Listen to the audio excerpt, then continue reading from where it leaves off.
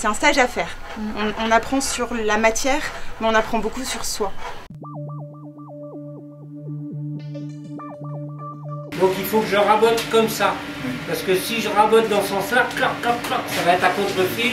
Je me rends compte que les gens, quelque part, ils ont soif de quelque chose qui leur manque dans leur vie quotidienne la plupart du temps, c'est qu'ils sont coupés de la matière. Et moi, ça m'intéresse. Parce qu'on dit que quelqu'un qui touche la matière devient automatiquement philosophe. Ça veut dire que quand vous transformez la matière, elle vous transforme. Elle vous apprend à être patient. Dans nos métiers maintenant, souvent les gens font des arrêts ordinateurs. À un moment, ils ont 20 ans, 30 ans, 40 ans et ils sont devant des ordis et ils se rendent compte qu'ils ne font rien de concret.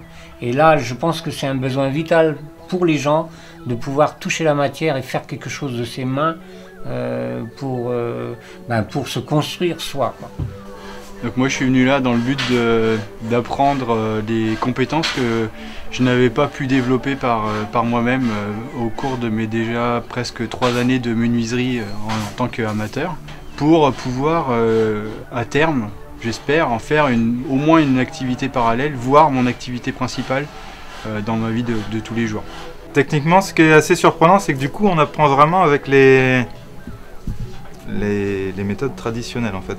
Donc, surtout ce que je trouve vachement important, moi, enfin, je sais pas si tu le ressens pareil, mais c'est d'avoir vraiment quelqu'un qui est du métier pour nous enseigner et dans lequel on est vraiment dans son environnement professionnel. On n'est pas dans une salle de cours ou avec un atelier qui serait attenant, c'est vraiment, on est en mode immersion, on peut dire. C'est pas grave, on va J'ai toujours été très bricoleuse. J'ai fait plein de meubles, mais toujours avec des techniques complètement improvisées. Et puis là, il n'y a pas bien longtemps, j'ai décidé de changer de cap professionnel et je suis en train de monter une entreprise. Si je veux pouvoir proposer quelque chose à des clients, il faut que je sois capable de proposer quelque chose de propre et de net. En plus de le prendre dans ce sens-là, il faut que je regarde le creux de mon bois. Si on vient ici pour apprendre à travers le métier du bois, on peut en très peu de temps, en fait, acquérir beaucoup de savoir-faire.